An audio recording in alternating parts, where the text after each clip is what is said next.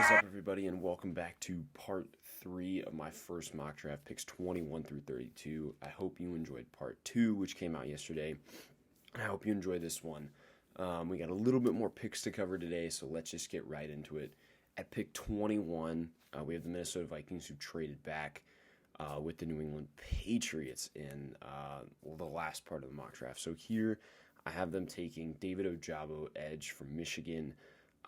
Definitely a position of need for the Vikings, who have kind of suffered at that edge spot over the last 2 years. Really had trouble getting pressure on the quarterback due to the fact that Danielle Hunter, their main guy, has been hurt the last 2 years. So I get them a explosive counterpart to Danielle Hunter that's got great bend. He's very athletic, going to test very well at the combine, and a little bit underrated as a prospect. I do have him falling here a bit. But I think David Ojabo is a very good player, and this is very good value for the Minnesota Vikings at 21. And then number 22, the Las Vegas Raiders. You could go multiple directions here. You could go corner, which they definitely do need, but I have them going receiver here. I have them getting that big play threat to replace Henry Ruggs. In the situation that happened with him. I have him taking Chris Olave, wide receiver from Ohio State, who's just an absolute burner. Probably going to run under 4.4, maybe even closer to 4.3. I think he's just got absolute wheels, great route runner, great hands, good possession receiver, and can immediately fill in and start, with Renfro and Edwards and the rest of those guys. I think Olave would be a premier feature in this offense and really elevate this offense too by having that speed threat back that they lost in Henry Ruggs, and then that was Nelson Aguilar the season before that. I don't think Olave has elite upside, but I do think Olave is just going to be a solid player. I think he's a very high floor, and this is a good pick here for the Las Vegas Raiders. Then at 23, we have the Arizona Cardinals, who could, again, go in a bunch of different directions. You could go offensive line. You could go edge, which they definitely do need. Receiver isn't out of the question here, but I have them going corner, and I have them going with Trent McDuffie out of Washington, who's one of the most underrated players in this draft, in my opinion. Could go even earlier and maybe even sneak into the top 10.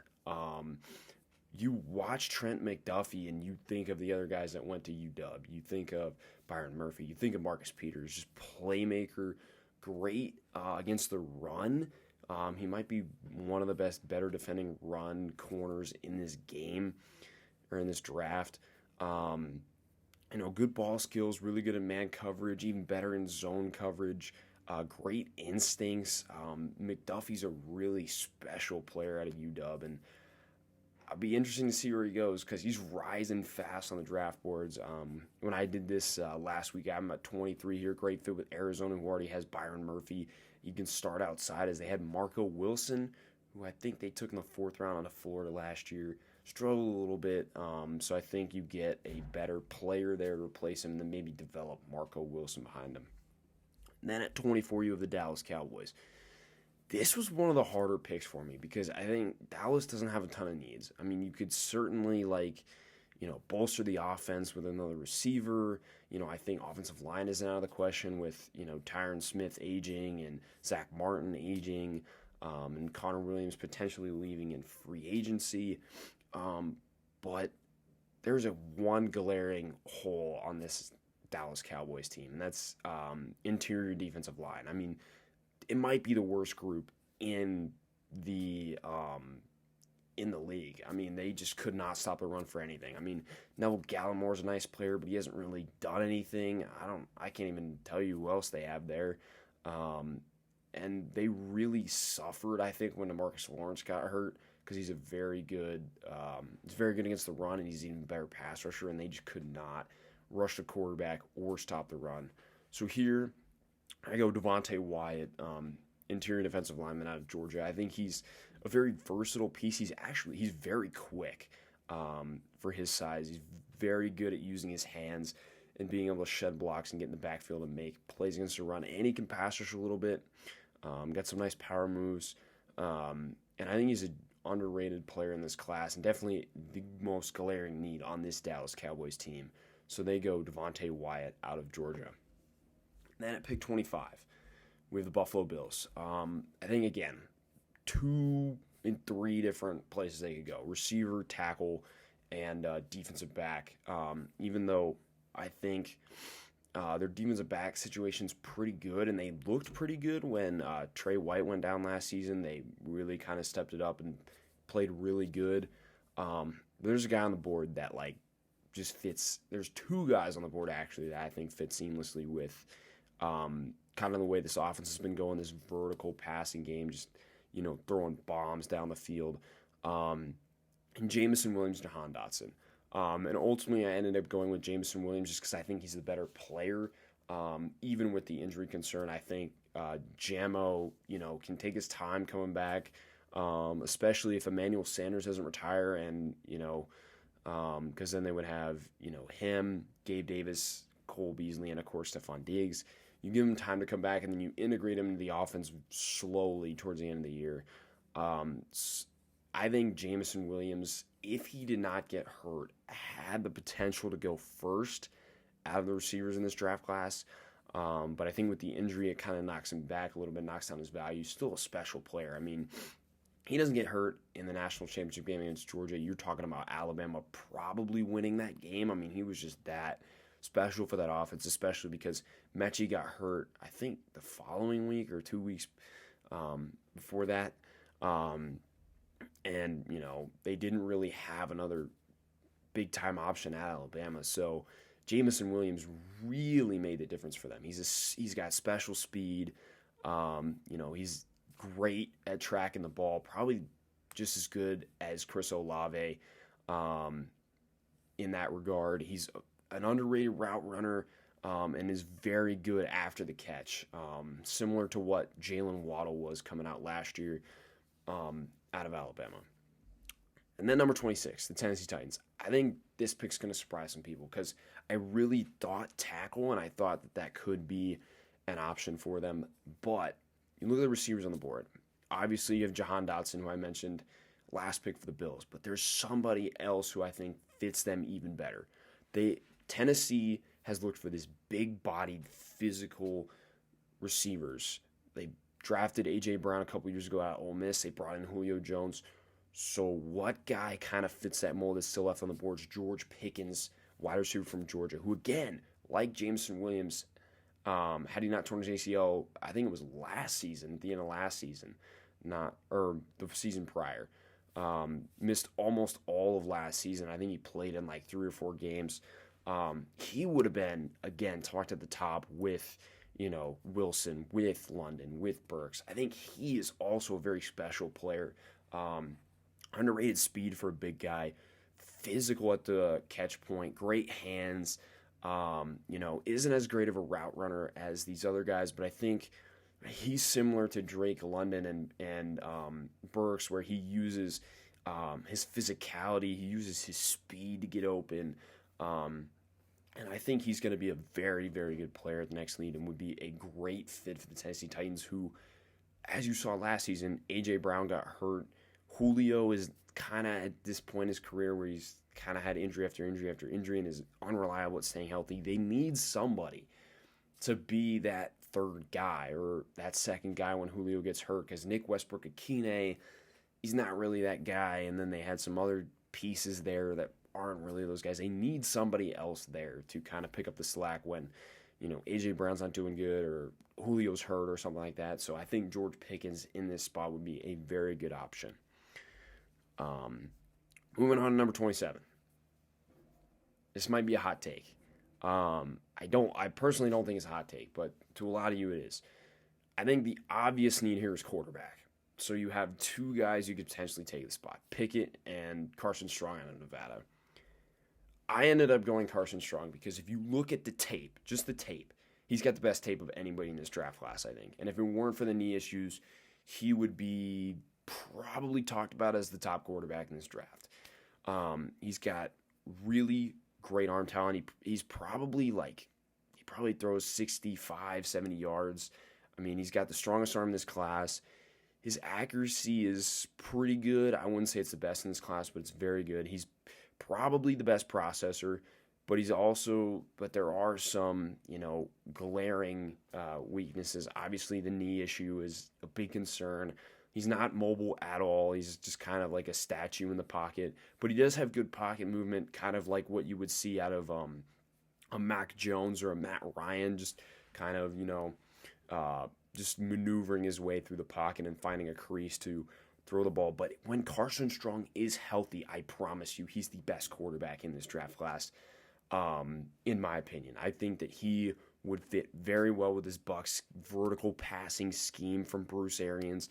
He comes in, he probably doesn't have to start right away because they do have Trask and Blaine Gabbert. So if, his knee kind of needs to, heal a little bit longer, they can have one of those guys start, and then you kind of, groom in Carson Strong. But I think easily if they pick him here, he's the best quarterback on their roster from day one. And some of you are asking why I don't have Kenny Pickett. I just think Pickett in this scenario, again, I don't think he would thrive because he doesn't have a very strong arm. He's not really like the mold that Arians looks for in a quarterback. And I think that Strong, in my opinion, is the better prospect than Kenny Pickett in this scenario, even with his knee concerns. I still think that that Strong is the better pick here. Then we go to number 28. It's Green Bay Packers. Again, this was a very difficult decision for me because you have receiver, you have Jahan Dotson on the board. What does that kind of look like? You have tackle on the board in Penning and Raymond, and then you have edge. And I think what the Packers are going to do this offseason is they're going to probably let Zadarius Smith go. I just think he's right now too big a cap hit. He was hurt all last season. And then Preston Smith, he's kind of, he did take a pay cut to stay this season. Is he going to do that again, or are they going to release him? We don't know. Either way, though, I think one of those two guys is gone. And to get a guy this late in the draft that has risen tremendously, had a great Senior Bowl, didn't even practice the third day or play because he was so good. I am going Jermaine Johnson II out of Florida State. He just, if you watch his Senior Bowl tape, he was the best player of the Senior Bowl. You look at his day 1 and 2, and he was absolutely killing it. I mean, this dude can play the run. He can pass rush. He was absolutely just beating everybody off the line of scrimmage. He has an incredible quick first step, knows how to use his hands, has a great rip move, has decent counter moves for a guy at this stage in his career. I think he will only continue to develop.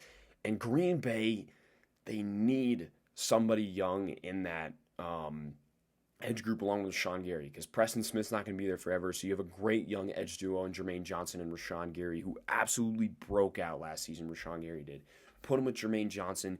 Those are two cornerstones for the franchise for years to come. I think this is honestly the best move Green Bay can make. You can talk about receiver and Jahan Dotson. I think you can also get guys in round 2. There's a lot of good receivers in this draft class. Sky Moore out of Western Michigan's a great prospect. And there's others as well that are, later options for Green Bay. I think you cannot not take Jermaine Johnson at this point in the draft. He's too good of a prospect to not take. Then we have the Miami Dolphins. I think this is an obvious situation. You go offensive line. It's just which one. Best player on the board for me is Kenyon Green, guard at Texas A&M, and he can actually flex out to tackle too. He's got that position versatility. He was mainly a guard at Texas A&M, but also played tackle. So you have a guy that you can, be flexible with in this scenario. And I think, it's kind of what do you want to do with Liam Eichenberg at right tackle is going to depend on what you want to do with Kenyon Green. If you want to bump Eichenberg into guard, then you put Green at tackle. If you want to keep trying Eichenberg at tackle, then you play Green at guard, and you have kind of a very versatile duo there for Miami, who has really suffered from the offensive line position. Green is a very, very good run blocker, probably next to Ikem Ekwonu, who's probably the best run blocker in this class. Very sound, very physical, knows how to use his hands. I think also the best fit right now for the Miami Dolphins offensive line. Then we go to 30. Kansas City here gets an absolute steal in Nakobe Dean. Arguably the best linebacker in this class. I have Lloyd above him, but if you had Nakobe Dean 1, I wouldn't argue with you because Nakobe Dean is an absolute baller. I mean, this dude is rangy, best cover linebacker in this draft class. Pretty good against the run, knows how to fill gaps, sideline player. I mean, he's just an absolute freak and was a big reason, along with Jordan Davis, Travon Walker, those other guys, why Georgia's defense was so special last season. I think Nakobe Dean would come in here, immediately play that linebacker 1 and be in charge of that defense. I mean, they just released Anthony Hitchens. He would come in and play that role and play on, play every down like alongside Willie Gay. And then you have Nick Bolton there as well, who had a really good rookie season out of Missouri. And you have a really good young linebacker duo for the Kansas City Chiefs. And at 31, another obvious pick, Cincinnati Bengals. You need offensive line. Best, in my opinion, on the board, Zion Johnson, guard, Boston College. Very solid dude. He had a really good Senior Bowl, too. Great run blocker, great pass blocker. I think he's an even better pass blocker than he is a run blocker. Very athletic. He's really good at pulling and kind of kicking guys out and getting to the second level on those pulls. And I think, there was a potential for him to come out last year too, when he could have been, around a first-round pick, but he solidifies his first-round pick mold, and I think this is a great pick for Cincinnati, who's looking to upgrade that one weakness on their team, that offensive line that really kept them from winning the Super Bowl. I think Zion Johnson plugs right in at one of the guard spots and starts, whether you have Carmen there with him as well at guard or Spain. I think it's a definitely an upgrade over whoever you had last year. The multitude of guys that were there: Adeniji, Spain, Carmen. I mean, you name it. I mean, he's an upgrade over every single one of them day one, in my opinion. And then you have the Detroit Lions, who got this pick from the Rams in the Stafford trade and kind of come around full circle. So Kenny Pickett is on the board here. And there's some other guys on the board here as well. I don't have them going Kenny Pickett, and here's why. I think you could get him now. You could get him on that fifth-year option, and you could see what he has. Or you can wait next season when you have, the big boys coming out. C.J. Stroud, Bryce Young, all of the above. And I think, honestly, you have bigger needs than quarterback, in my opinion. I mean, Jared Goff's a solid quarterback. I mean, he's not anything special, but he's not, it's not a glaring need, in my opinion. I think you have other needs. One of them is a receiver. I mean, Amon-Ra St. Brown broke out last year, but you had absolutely no one beside him. Cephas got hurt early in the year. You cut Tyrell Williams, you cut Brashad Perriman, you signed Josh Reynolds, who's not great. I mean, you have Hawkinson, you have Swift, and you have Amon-Ra St. Brown, and that's it for your offense. So why not go out and get another guy to put next to those guys in Jahan Dotson at Penn State? Really good ball skills, great deep ball tracking, and Jared Goff is a pretty good deep ball quarterback, would fit well in this Lions scheme. And he, for a small guy, he is physical and can play outside or inside wherever you want him to play. I think Jahan Dotson would be a great pick here for the Lions. And personally, I think then you start talking about, a solid offense, because their offense last year was terrible. I mean, they could not throw the ball for anything. You give Goff another target alongside Hawkinson, alongside St. Brown, and then your offense can start clicking a little more, and then you can start winning some games, and then thinking about quarterback of the future. And you can even take Kenny Pickett 2 picks later in the second round and get him for a heck of a lot cheaper. You don't get him on the fifth-year option, but you get him 2 picks later because Jacksonville's not taking a quarterback. So you get Jahan Dotson here now, or you flip-flop these picks. I mean, it's kind of one of the two. I decided to go Jahan Dotson here because I think it's the bigger need, honestly, for them at receiver. So that is the conclusion to my mock draft 1.0. I hope you guys enjoyed these videos over the next 3 days. Don't know what I'm going to do next for a video. I have not decided yet, and when I do, I'll let you guys know. But thank you guys for watching. I hope you enjoyed the conclusion to my mock draft, and I will see you guys soon. Have a great day, everybody, and peace.